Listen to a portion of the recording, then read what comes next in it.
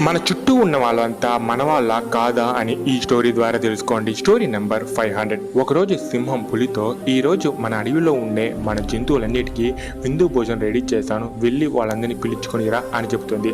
ఆ పులి జంతువుల దగ్గరికి వెళ్ళి, మన సింహరాజు మంటలో చిక్కుకున్నారు, అందరూ రండి కాపాడదాం అని అరుస్తుంది. కానీ అది విని కొన్ని జంతువులు మాత్రమే బయటకు వచ్చాయి. మిగతా జంతువులు భయంతో బయటికి రావు. బయటకు వచ్చిన జంతువుల్ని మాత్రమే ఆ పులి భోజనానికి తీసుకెళ్తుంది. విందు ముగిసిన తర్వాత సింహం పులితో, ఏంటి మన అడవిలో చాలా జంతువులు ఉన్నాయి కదా, మరి కొన్ని జంతువులే వచ్చాయి అని అడుగుతుంది. అప్పుడు పులి, రాజా, ఇక్కడికి వచ్చిన జంతువులన్నీ మీకు కష్టం అంటే వచ్చిన మన జంతువులు, మిగతా జంతువులన్నీ మన వాళ్ళు కాదు అని చెప్తుంది.